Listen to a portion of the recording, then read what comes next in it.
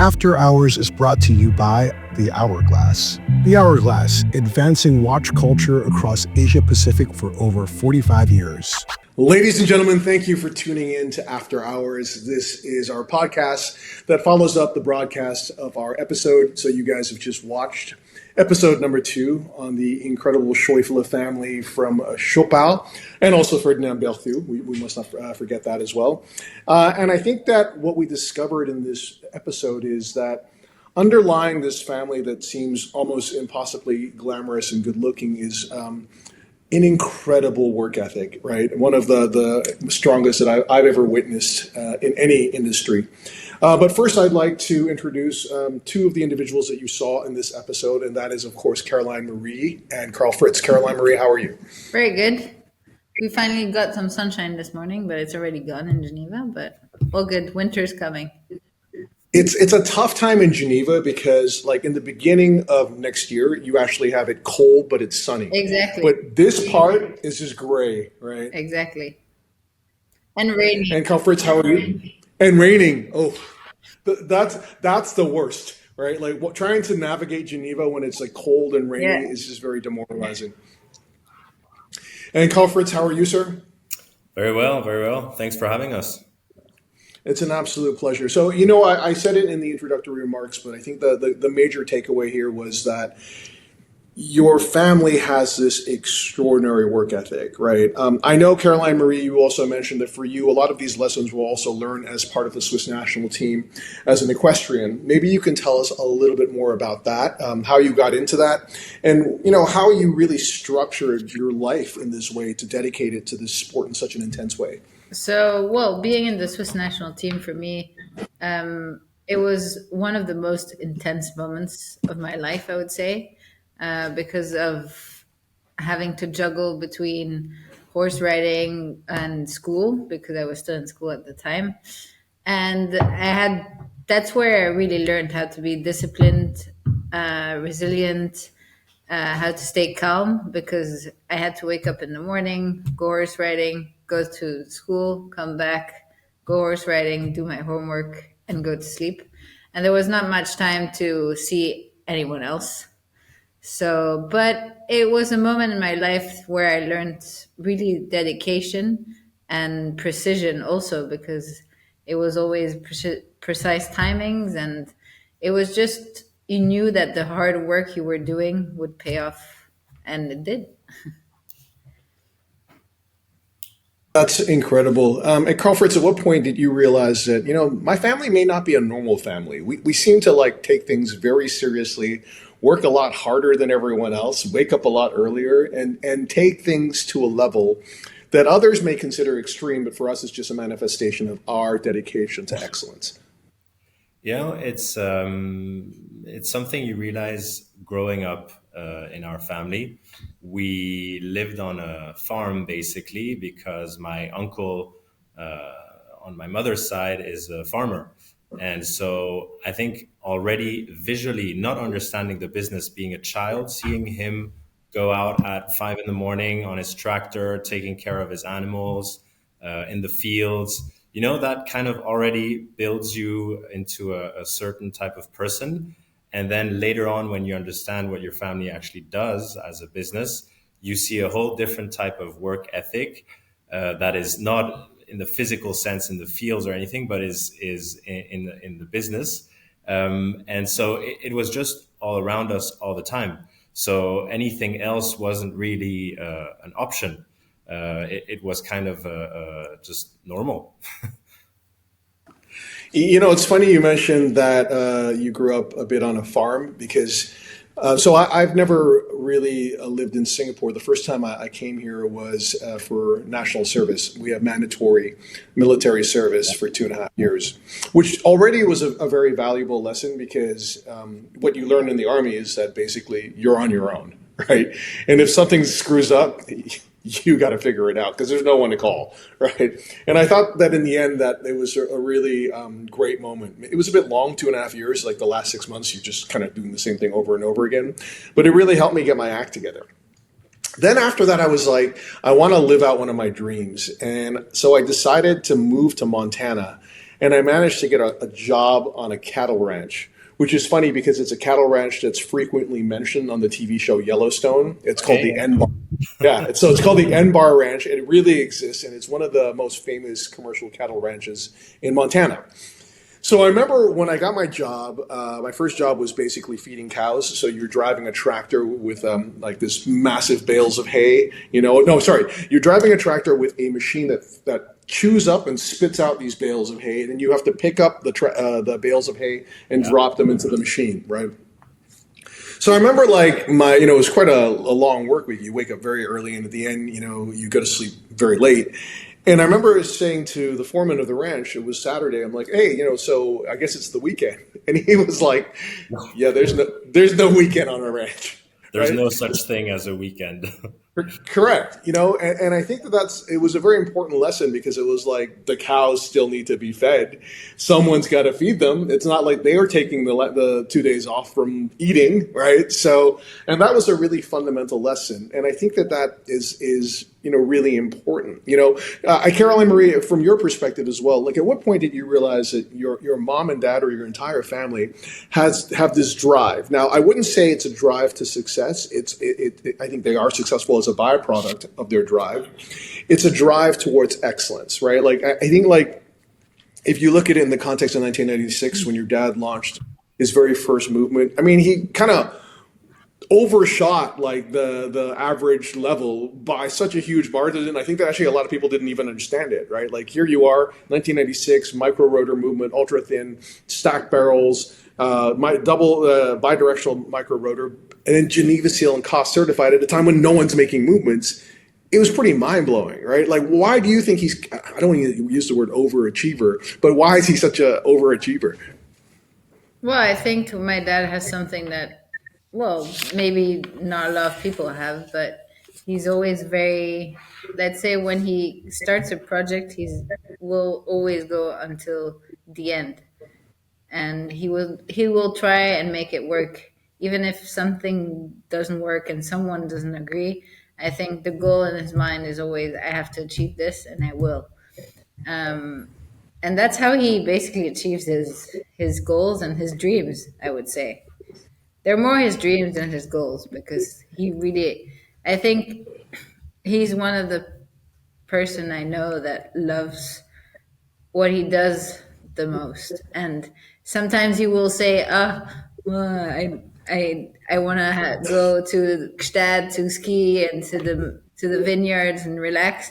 But in the end of the day, he really enjoys what he does. Yeah, he Watching, just wants to go there to think about watches, basically. That's exactly. That's incredible. But it's kind of like I love the fact that over the close to 30-year history of LUC, every time he did something, he did it meaningfully, right? And I think one of the best examples of that is he took his time to do a minute repeater, but when he finally did it, he did it in a way that the sound of it is unlike anything else that exists in the industry, using a technology that no one kind of had dared to pursue. And it just set another benchmark, it's spectacular. Yeah. Yeah, it's I'm so happy for him that the full strike is getting the recognition it deserves among collectors, because there's this sense of purpose to what he does, and you can find that in the movements as well. Um, it's a minute repeater, yes, but the fact that there's these crystal gongs, it's a monoblock, the sound it makes, it has a real purpose to chime the time. And so I think he approaches projects with that mentality very often. And when I'm pitching something to him, that's always the first thing he looks at is, first of all, the authenticity and the purpose. Is there a reason for this project to be? Does this watch have a reason to exist? How does it complement the brand? How does it push our boundaries further? And so that's really inspiring to see, and it's also a great way to build kind of a working process. I love the fact that you said purpose. I kind of feel like I'm a little bit to blame for sometimes too much of the frivolity that we see in the watch industry. I kind of did this whole thing where I made this parallel between in the art world, the way in which you measured the value of a painting before the camera was based on its capacity to replicate reality, right? Then the camera came along and it basically democratized reality. Anyone with fairly simple skills could achieve something much higher in terms of reality than a painter could. Yeah. And so the first artistic movement that came out of that in the 1800s was Impressionism, where it became about creating emotion, right? Similarly with watches, it was always about how accurate is your watch? Can you actually use this to help me navigate the oceans? And then we had quartz, which democratized accuracy. Everyone could have accuracy. And so then I had this whole thing where I was talking about watches coming back as emotional objects, which they are, because there's no fundamentally pragmatic purpose. But I also believe that when you are making a watch, it must be purposeful, right? It must take the language of horology, right, and advance it in your own way. Write another chapter, do something meaningful. And that is really how I would describe LUC. Caroline Marie, would you agree? Yeah, I would totally agree. I think we've always been very innovative, and I would say not even only in LUC, but in other collections like Alpine Eagle, even Happy Sports. We always try and go to another level, and also to keep this, how people say this, Chopard history, but also the precision. Because, okay, maybe prices are a bit higher, but we for sure buying a piece that is working well and that is really made with the family and stays within a family. And I think this is something to keep in mind. I think the goals we have is to not overcome all the other brands, but to keep consistency in what we make now.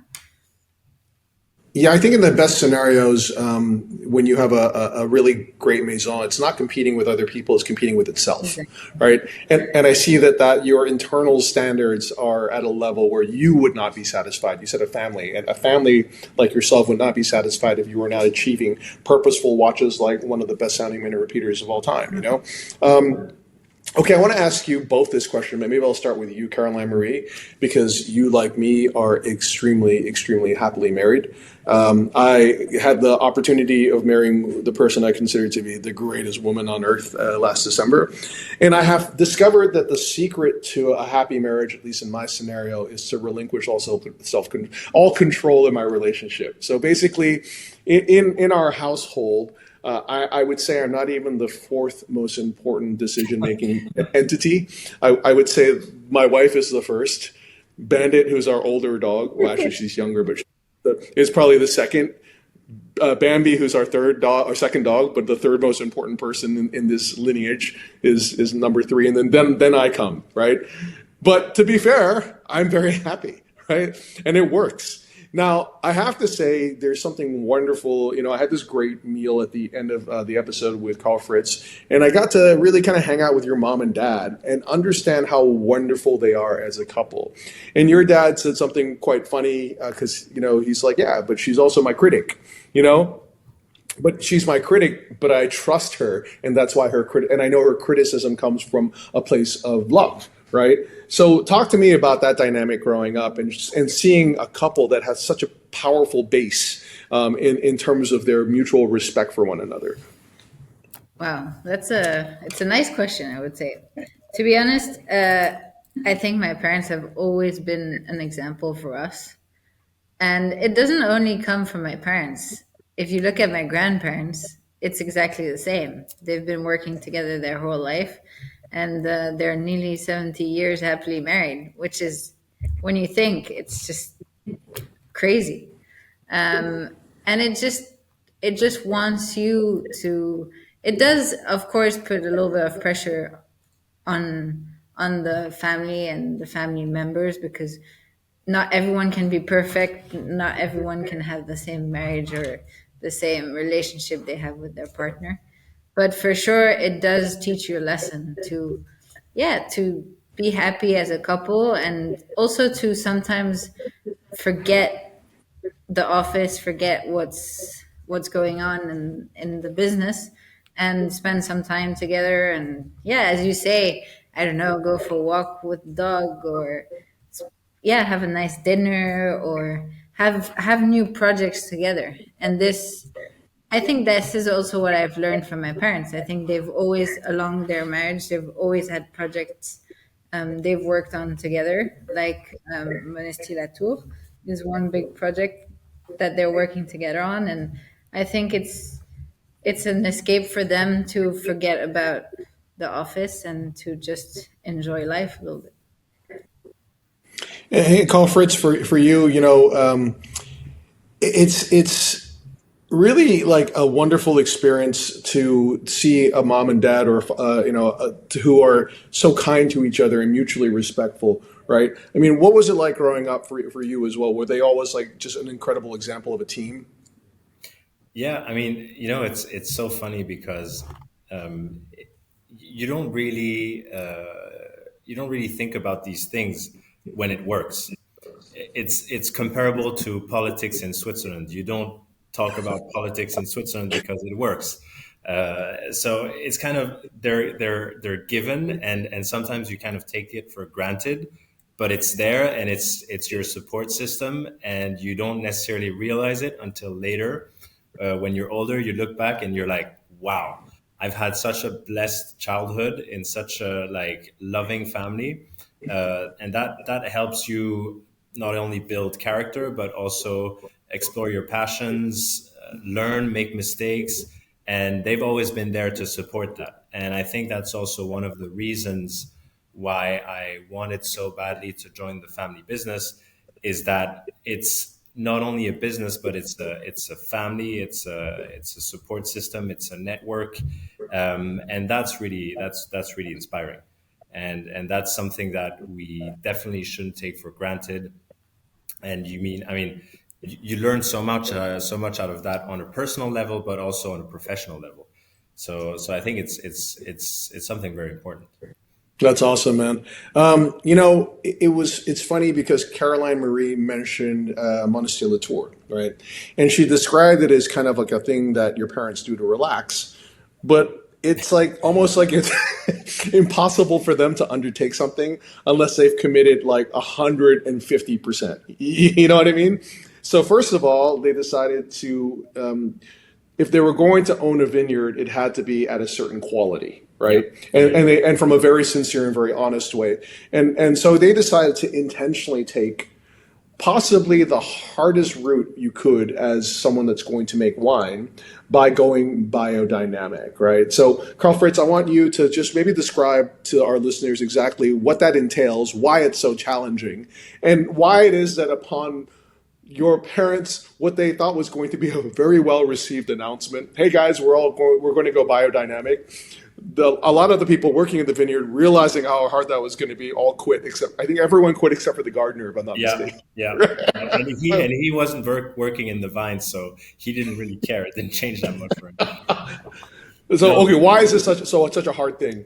I mean, I think for context, we've one of our passions as a family, my grandfather, my father, myself, is wines, and it's something we share at the dinner table. It's something we talk about, and so outside of watches, that's something that we're deeply passionate about. And my parents were always had this long time dream of owning a vineyard. Once in their life, they knew that's something they wanted to do.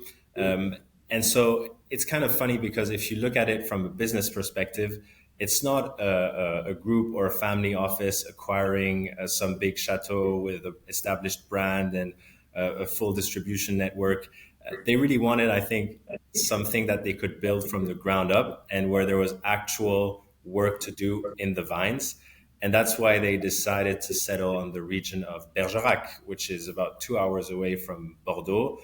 Not a very well-known, well-known wine region, yes, but always in the shadows of the Bordeaux appellation. And so there's a lot of work to be done already there at like establishing and positioning the wines as quality-driven wines. And then in 2018, when we got the stamp for the bio certification, that was already a huge achievement, because before that, we decided not only we're going to go into bio farming, but biodynamic farming, which is basically, to make it short, where you work with plants to heal your vines.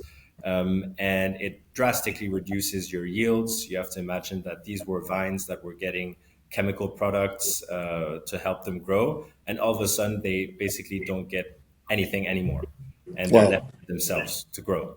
And so the yields are terrible in the first vintages where you do that. It's a lot of work, because you have to go through the vines twice, three times, four times to apply the tisane, the biodynamic treatments. And so it's just so much more complicated to make wine in that way. But it not only helps the nature around the vines, makes the vines healthier, it also produces amazing tasting wines. And some of the best domains, whether it be Burgundy, Rhône, Loire, wherever, are often biodynamic ones. As you're saying this, it makes me want to drink wine. It's kind of early Me here at for that us.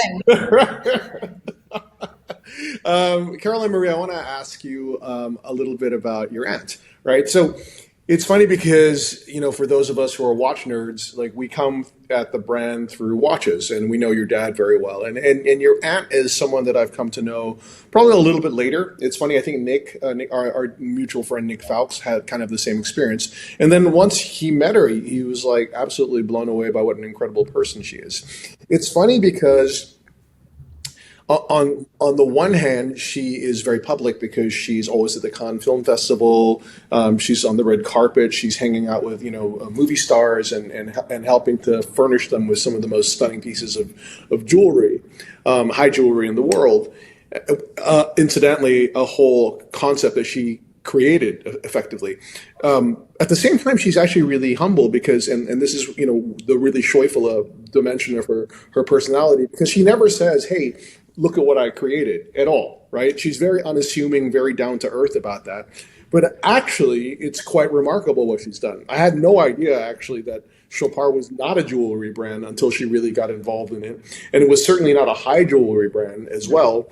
And that I just assumed that this whole idea of red carpet jewelry had always existed, until I discovered that basically Caroline created this whole idea, right? I mean, talk to me a little bit about your perception of Caroline and what you've learned from her. Well, I think we all we've learned in general from the family that it was. I think there was. It wasn't a separation, but it was very good that my father had his watches and my aunt had her jewelry, because they could both go in their ways and do their own creations. But in the end of the day, they always have to work together because Chopard is one. It's not different. But I think what I've learned from her is that she's always been very creative.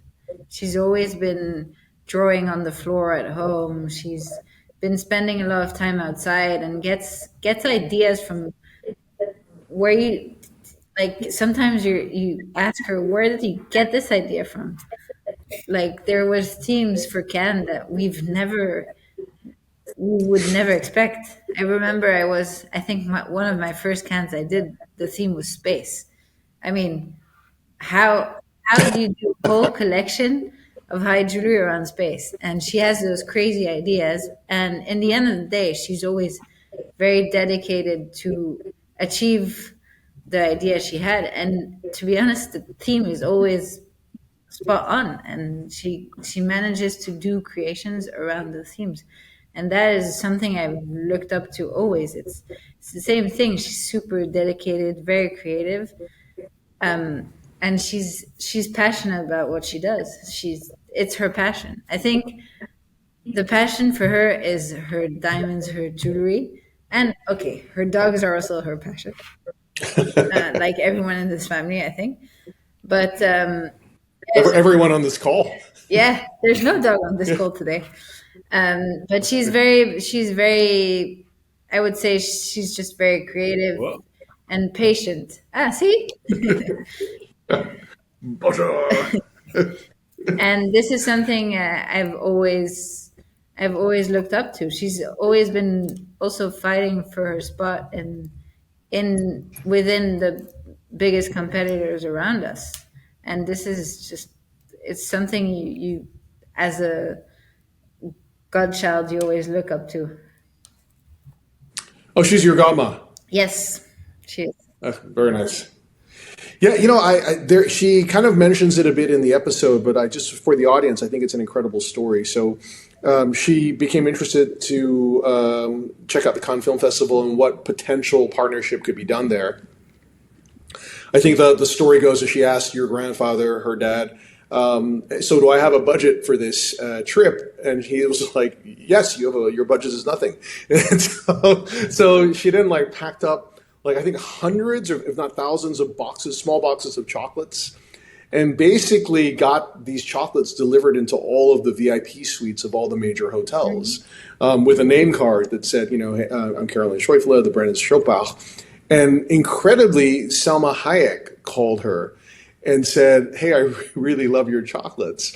And she was like, well, thank you, but actually what we do is jewelry and watches.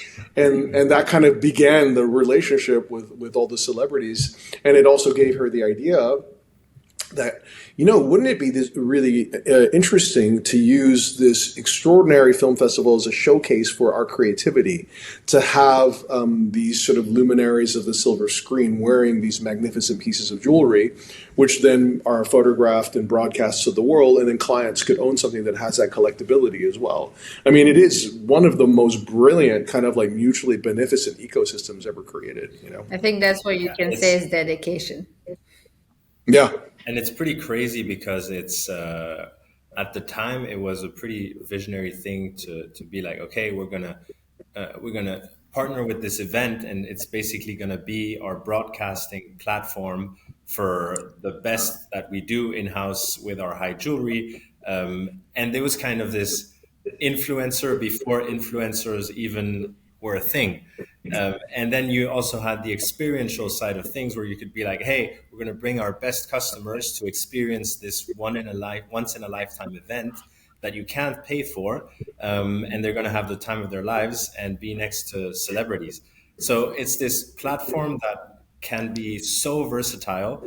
And that's really impressive to be able to kind of have this vision and have this long-term vision to say, well, that's going to be one of our biggest partnerships ever. I would, But I would say, because if you look at the other brands nowadays, it's all about experience. When you buy a watch, you pick it up. It's all about experience. Everything's about experience. You're both absolutely right. I would say one thing, however, I mean, it's a brilliant idea, but it either works or it doesn't work based on the person at the epicenter of that. Because, and I think people don't realize as well, she and her trusty dog, Byron, are there every single day for the Cannes Film Festival, right? They're like, and that dedication to being the epicenter of that universe, and being immersed in conversation, being charming to every single person, treating every person well, making them feel welcome, is one of the most immense undertakings I've ever seen. It's funny because I go to Watches and Wonders or what have you, and I'm like, oh, it's tiring. But then I see the way the team works at Cannes, and it is, I mean, don't get me wrong, it's incredibly glamorous and it's extraordinarily beautiful, but it is a huge effort, No, it's, I mean, the work from all our team, and I've experienced it now a few years. I mean, it's 2 weeks that are really, really tough. It's from mornings 9 to nights 4 a.m. sometimes, and you just have Yes. to stay strong and work through it. But it's also, I mean, when you're so passionate, um, it's also a great experience to be there for 2 weeks and yeah, experience the life of Cannes for 2 weeks during the festival. It's very special. You wore a very cool tuxedo at one of the cons. Am I correct that you worked at one point at Ralph Lauren? Yes, it is. Why do you like Ralph Lauren? To be honest, I think it's a little bit in the family. It's very funny, but my grandmother always loved Ralph Lauren, and actually, my first tuxedo that I got from my father, we bought it in New York. I don't remember in what year, but I was maybe 16, and we bought it in New York at Ralph Lauren, and I still have it today, and I still wear it. And it's just a brand that is the same thing, very creative, and it's a family business in the end of the day. Okay, it's much bigger and everything, but it's been a brand when I've worked there. I think if I didn't have probably a family business at home, and I would have stayed in London a bit longer because of I went back because of COVID, I would have definitely stayed there and wanted to learn more because it's a brand that is a big example for other brands. They have excellent merchandising. Their shops always look amazing, and they really do nice clothes and long lasting clothes. And I think that's where it comes into the jewelry and watches, is that they do clothes to last long, like us, we do jewelry and watches, and they have to last long. Yeah, I would say, so I am also, like yourself, a huge fan of Ralph Lauren. He has, in some ways, been a bit of a mentor to me as well. His son Andrew was one of my groomsmen at my wedding, Oh, cool. which Carl. I didn't know that. I love the brand that he's created, and I also love his family, and I love him as an individual. And he's an incredibly ethical person as well. But what you said, in particular, because it almost is the antithesis to fashion. It is perennial, like it endures almost forever. I mean, or your entire lifetime, and it looks better the older it is, right? So Yeah, on the subject of I things. find myself chasing down vintage double RL whenever whenever I get the chance, because that stuff looks so good, and the only way it looks so good is because of time. Yeah, Time Yes. makes these things so much you better. have to go. I don't know if you've ever been, but Fritz, but there's I think in London there's one, but there's a double RL shop, and Yes, it's yes, just I insane. go there every single time. It's so I, I would say I spend a very significant amount of my disposable income at Double RL. You know, so to the extent to which sometimes I have to sneak it back into the house. 'Cause, but on the subject of things that get better with age, how cool is it that the watch that your dad created in 1997 has somehow become the watch that every young person wants? So, as I am not a young person, but as both of you are, tell me why the Chopard 1860 has in some ways become a symbol of the type of watch that people in your generation want to wear. it's my go-to. Yeah, I mean, I think there's different elements of it that make it such a desirable piece. Its simplicity and overall aesthetic definitely helps. It's a very pure looking watch, simple from the outside, but when you get close to it, you have this beautiful guilloche dial that really draws you into the watch. And then, of course, you have the amazing 196 micro rotor movement that has now become really a legendary base for us at LEC. Um, but it's funny because in some ways, my dad is like, people are finally starting to catch on. Like, it's been almost 30 years, and I think these last 2 years, these watches have really become like sought after by a lot of collectors. And, and when I started talking to my dad about the watch, he was like, "Oh, so finally now you're interested. You've had this watch under your eyes for so many years, and you realize now." And so for him, it's kind of like, okay. And when I show him some of the prices that we see on websites or with vintage dealers, he's like, he doesn't understand it. But me wearing the watch every day and getting to talk to collectors and discussing about the different elements of the watch, the hunter case back, the size, It's a watch that ticks a lot of boxes, I think, for many collectors, and it's such a versatile piece as well. So I think all these elements together really make it a nice watch to own. Yeah, the 1860 is also like a little mini universe that has different offshoots that are also equally as stunning. I think potentially, I know it's a bold statement, but potentially the most beautiful Chopard LUC watch that has ever been created is the yellow gold on yellow gold flying tourbillon 1860 with the hunter case back that your dad usually wears. Yes. I I think that, and you have a lot of beautiful watches, but I think that may be the apogee, the absolutely most stunning one I've ever seen.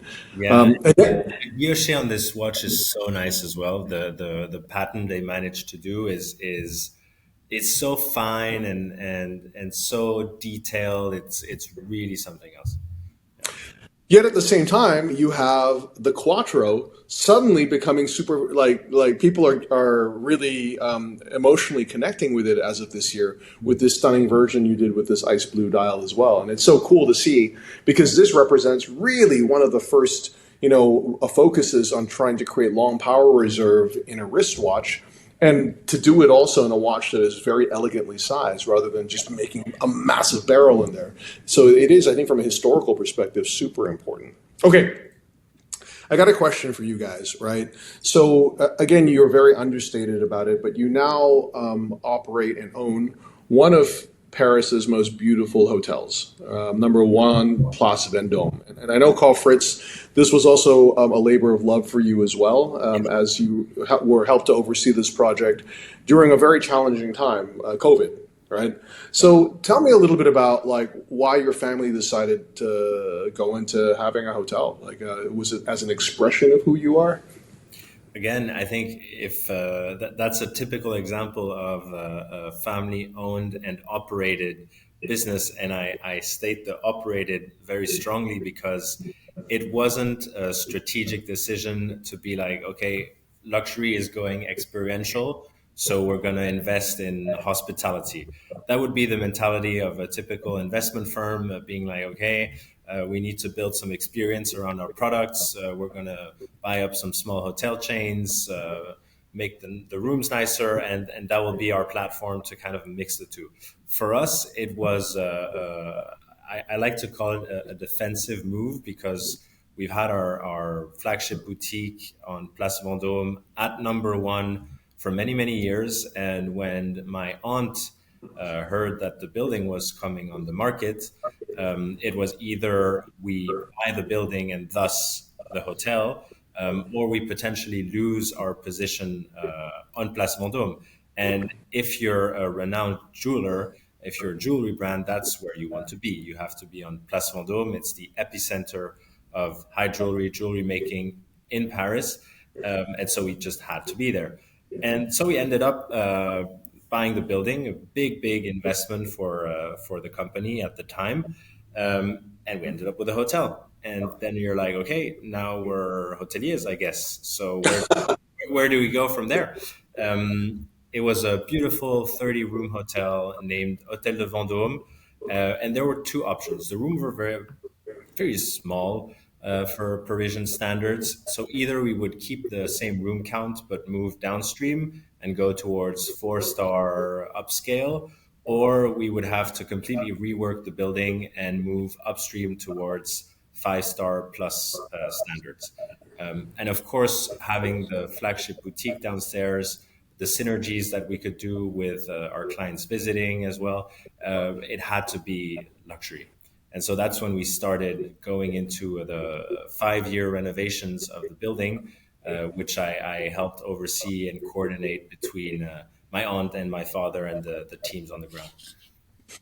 So Caroline Marie, I think it's remarkable again as a representation of your family's ethics that I should imagine that in Paris, most real estate owners are trying to increase their number of square feet that they own, right? Sure. But somehow your family decided to reduce it, and remove a floor. I mean, what does that say about the integrity of the family? I think it's also what we see within Chopard. I think for us, the vision to excellence has always been there. And as a family and as a family business, it didn't make sense for us to do something that was not in this excellence, not in this precision. I mean, we're in a domain where we have to be precise, the quality has to be there. And I think we just had to go into these 5 star. And I think it was really a moment also where Carl Fritz was still in university. And I think it was part of your project, if I'm not mistaken, a little bit. Yeah, I was doing my master's at the time, and basically, I found a way to get into a French business school. That way, I could be physically in Paris.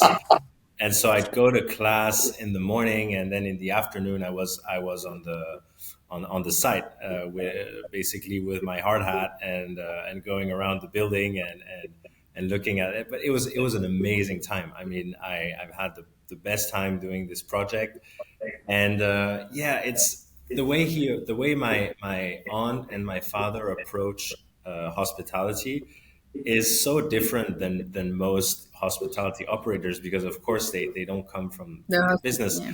um, but they look at every single detail. So of the 15 suites, each suite is different. Each suite has the name either of a jewel or something related to watchmaking.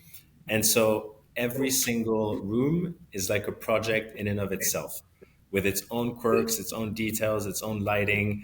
And so that was pretty crazy. And the team there that we were working with, who are used to building hotels, they were having such a great time, because they were like, this is like unlike any project we've ever worked on. So I got to thank you also for introducing me to someone I've always wanted to meet, and his name is Alain Passard. Right, and it was interesting. Sometimes when I think about like a phrase that could kind of like symbolize who the philosophy that your family has. I think about when John F. Kennedy was asked about why he wanted to put a man on the moon, right? And he said, we do these things not because they are easy, we do these things because they're hard, right?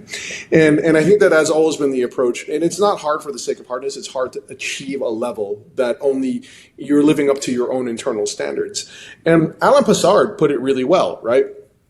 I mean, I find him a remarkable guy in that he, at the height of his sort of success, decided to go plant-based, or not, well, plant-focused, let's say, yeah. Right? I mean, that's crazy from the perspective of a Michelin-starred restaurant, because when you come to Paris, you ain't coming to eat no vegetables, right? You're coming to eat riz de veau, foie gras, like stuff like this, right? And here, sir, is a cabbage. Yeah. But it's incredible, right? Yeah, I'm really, really looking up to his work. And I like to, of course, having a hospitality background, I often compare a 3 Michelin star kitchen to a great watchmaking atelier. You have this group of people that are super dedicated to their craft.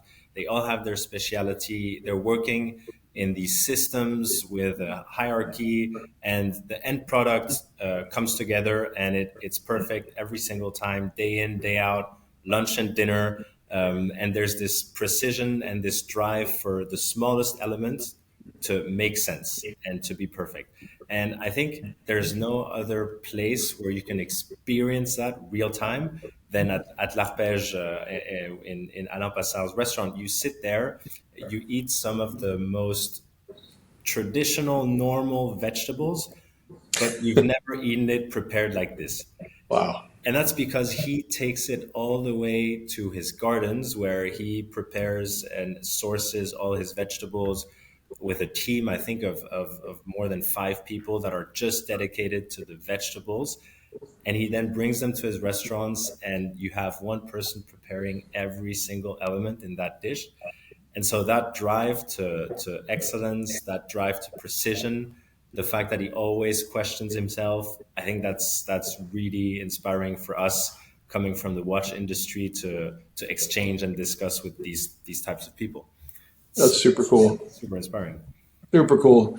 Carolyn Marie, I think one of the first times that we met was when you were driving with your dad in the Mila Miglia. I think you guys were driving your Gullwing, if I'm not mistaken. Yes. What was that experience like? Or do you share his passion for cars? And why do you feel as if vintage cars have a very strong parallel with like watches and watch collecting?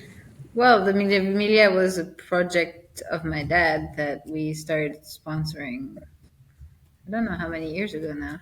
Wasn't it? Well, I don't really know how many years we are now, but um, I think we've grown up with cars all around us the whole time.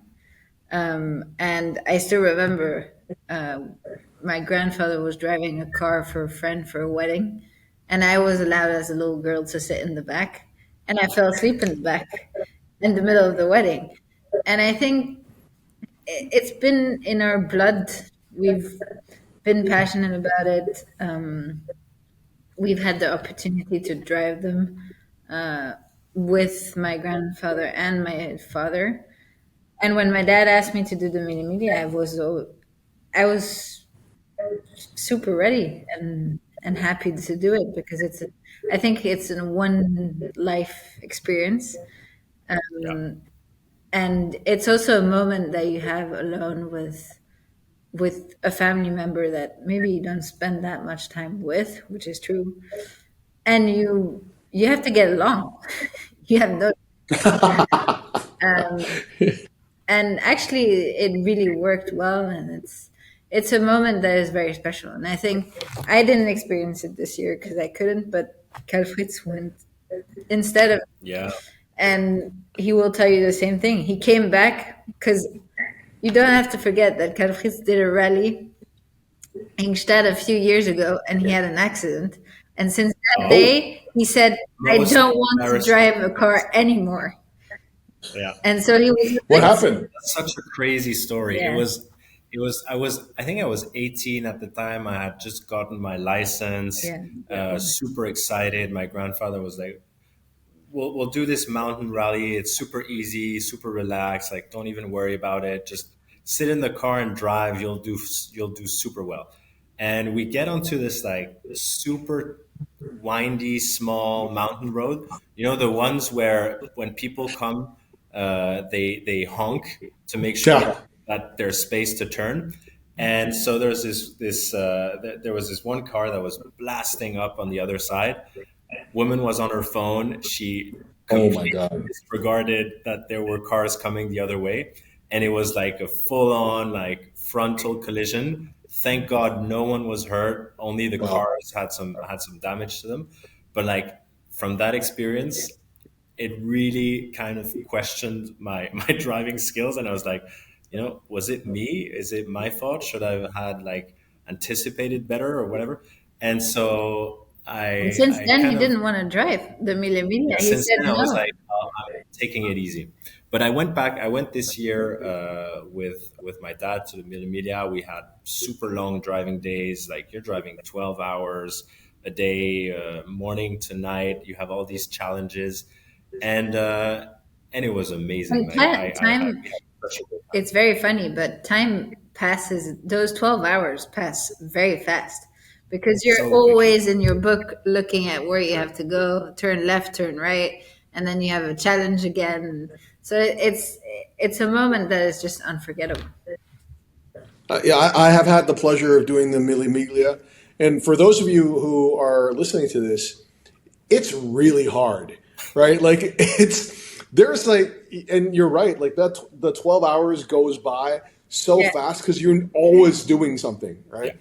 And then you have to like, when you have to go to the toilet, you have to be very like strategic about it, Yes. and like run and then come back out, and then like, you don't really have time to eat as well. So you kind of lose weight throughout this entire process.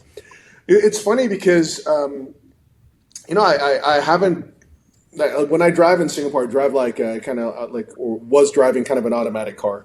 And then when we were shooting this TV series, like it kind of gave us the opportunity to kind of drive older vehicles. Like I have old motorcycles in Geneva, so I got to ride my 1967 Triumph, then my 1972 Norton, and my 77 Harley. And then when we were in LA, they were like, what car do you want to drive? And I'm like, listen, I don't want to be irresponsible with our car rental budget, but my dream car is a Porsche Speedster, right? Yes. And I feel a Speedster, it symbolizes California so much because they were created for California, you know. So they were kind enough to rent me a 1957 Porsche Speedster, a 356, and then I was like, I haven't driven stick for like 10 years. I'm like, do I even remember how to drive It's this? something you So never then I was forget. actually, so I was actually quite intimidated initially because I'm like, I kept thinking about the value of the car and what happens if, and then you kind of get in it and then you start driving and then you just have this huge smile on your face, and it kind of reminded me of how much fun it is to be really interactive with something like an older car. And it's incredible also because it's only a 4-speed car. It's got a relatively small engine. It's like a 4-cylinder 1.6 engine that does something like 70 horsepower. So we have to get onto the freeway at some point because it's Los Angeles, and I'm like, in my mind, going super fast, and I think I was going like 70 miles an hour. But it just goes to show you how much fun you can have in a car like that, and it doesn't matter how fast you're going, it's just Yeah. fun, right? Yes.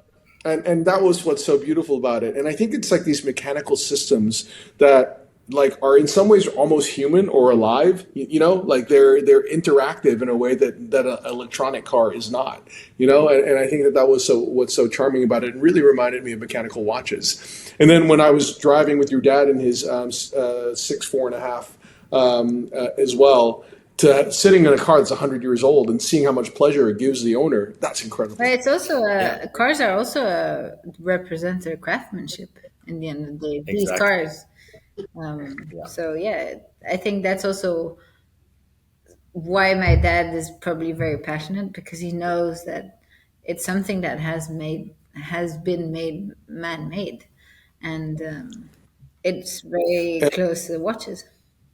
There's this side of things that you tend to lose more and more nowadays, which is the feedback you get from analog experiences that in the digital world you completely lose. Because I mean, thank God for some things, it's amazing that we've made it so far, that everything is frictionless and immediate responses, very sharp. But what drives so many young people to enjoy vintage cars again, to like mechanical watches, to invest into super complicated hi-fi systems with turntables, is the analog feedback that you get from these objects. It just drives the emotion in the experience so much more than if it's digital, because you have these small imperfections, these small details that make you kind of, your unconscious is like, hey, this was made by someone who spent their time and effort in making this as perfect as possible. And that's something that's truly unique that you can't get in any digital experiences or any digital product. I love that. It's funny when I was talking to Rick Jepp, who's in one of the episodes as well. They kind of went back to handmade cases, and I know you guys have as well, right, with soldered lugs and everything. And they're like, you probably could make something more perfect if you just put it in a CNC machine, For but sure. it's those imperfections and that incredible attempt of a human being to try to reach perfection, never quite achieving it, Yeah. that is so beautiful, right? And I think that it's kind of like wine, also, right? You're like, it's never going to be exactly the way you remember it because it's different every time, but that's what's so engaging about it. And it's interesting to me also because my friend, who's the head of one of the divisions of Atlantic Records, was telling me that today recording artists earn half of their revenue from vinyl, Yeah. Crazy. right? And You that's so that's cool. you have a listening bar or listening room opening in Paris probably every week. Yeah. There's this resurgence in the whole like hi-fi experience, and I think it's great. I think people are going back to these mediums taking the time to enjoy, because when you play a record on vinyl, you listen to the whole album from start to finish. Yes. Side You Yes. A, can't go side B, forward and you can't go back. you can't. Yes. Yeah. So And on digital basically, music, you just skip. Yeah. you're experiencing the art the way it was intended to be consumed, quote unquote. And And so I think that also says something about how people want to take the time to understand things, understand the world around them, and they've just been in this loop of hyper consumption of content and music and whatever. So I think it's an interesting shift to look at. it's interesting, but I've noticed something also recently, because obviously my husband is a musician, and we've been going to a few concerts in the past few months, and they all sell vinyls in the end of the concert. You Wow. can buy the vinyl of the concert, which is, I find it really nice. We have a vinyl player at home, obviously, and at night when we have dinner, we just put the vinyl on and we just listen to that vinyl that night, and it's really That's great. awesome. That's awesome.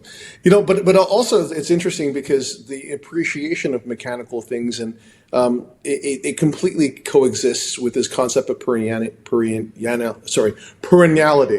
One thing I wanted to ask both of you guys also was your family took kind of a stance very early on to be very focused on the underlying ethics of what you create, right? This was actually, I think, even before the time it actually became very fashionable. Now, like everyone has to do in some ways something to give back to the planet or so on. But you guys went into fully ethical gold way before anyone else. You were pioneers also in recycled gold with the Alpine Eagle, with Lucent Steel as well. Why do you think it was important for your family to kind of get ahead of that? Well, I Go for think it. for us, what's very important to a point to put out there is that it wasn't a marketing move at all. It was something that was valuable for the family. Also, because it's a family business and you see the impact that those changes have in the long term and for the next generation. And I think as a family, you always ask yourself, where does the gold come from? Where do the stone come from? Where does the steel come from? And we also get those questions from our customers now, more and more, because people are aware of the resourcing methods that are sometimes not very ethical. So yeah, and for sure it was a challenge, but a challenge is always something great for a family. And it's you really have to rethink your whole supply chain. And this is challenging, but as a family we managed, and we've been one of the first ones, if not the first ones. It came really before the whole regulation. As you know, being in Switzerland, we're close to EU, so some of the EU regulation tends to come all the way here to Switzerland. And of course, sustainability is and CSR is one of the big topics for the EU right now. But you can look at sustainability from the legal standpoint or the diligence and be like, okay, as a company of that size, we have to do this and this and that to try and reduce our carbon emissions, to try and have a lower footprint. Or you could be like, how can we make a positive impact around us and at the same time serve our business and have a competitive advantage? And I think the vision of my aunt and my father at the time for the ethical gold was clearly that direction. Being able to have an argument for our clients and our partners that is unique in the industry. And as we move on, we had the initiative, of course, on the Lucent Steel. There's work to be done on the stones. I mean, they're super exciting projects that will all have a positive impact for the future generations. And I think that's really exciting for the business. Thank you guys very much. I just have one last question, and it pertains to an individual that from what I understand, is the chief happiness officer at Chopard, and that is Lenny the Dachshund. Yeah. So, Caroline Marie, I please explain to us. So, strictly speaking, Lenny is your husband's Yes. dog, but I see him with your parents a lot. So like, is he kind of like the whole family's dog? I mean, he was not supposed to be the whole family's dog. I think that's a question we really have to ask my dad. But um, when I got Lenny, my dad was really not the very happiest man on earth because No, he he was was completely he against it. was You completely pitched against it. the idea, he was like, no, no, it's too small of a dog. We've been used to having bigger dogs in the family, and he was against it. He was really against it. But well, there comes a time where you don't have a choice, and you have to ask them if my dad and mom could keep Lenny, because I think it was the first time was actually during COVID, end of COVID, and my husband had to go for a week or in a week and a half to the Maldives, and I could go with him. And we ended up going there, and we ended up getting COVID, so we had to stay 2 extra weeks. So Oh my the God. parents had Oh Lenny dear. for 2 extra weeks, and that's where the whole story of my dad being so in love with Lenny started. And I must tell you a very real secret is that at the moment he's not very happy because Lenny doesn't stay with him a lot. Because I'm obviously spending much more time at home as I'm not allowed to travel anymore. So I get Lenny all the time. So That's fantastic. I think he mentioned also that, because your family always had large dogs. And so he was a bit dubious about having a small dog in the family. But it's wonderful to see how Lenny has come to occupy everyone's heart. And yeah, it's great to have a chief happiness yeah. officer. For sure. That's how Lenny Guys, looks I at want me also when I work sometimes. I'm like, why do you look at me like this? Well, I have to say, I love a family that loves dogs, and I love a family with amazing ethics, and I love a family with a vision towards excellence in the way that the Scheufele family does. Caroline Marie and Carl Fritz, I want to thank you both for joining me. I should also thank our sponsor, the Hourglass. So it's nice because it's Man of the Hour. The show is called After Hours. And then our sponsor is the Hourglass. So it's Hours. That's very exactly. It's our world. Exactly. So thank you guys both very Thank you much. so I really much. appreciate it. And thank you for being part of the show as well. You guys were awesome. It was an awesome It time. was a great one. Yeah. Yeah, Thank you. We had a great time. After Hours is brought to you by the Hourglass. The Hourglass is the ultimate showcase for artisanal independent brands and watchmakers such as Daniel Roth, François Paul Journe, MBNF, and Recep Recepi. Visit one of their 70 boutiques across 15 cities in the Asia Pacific or learn more at thehourglass.com.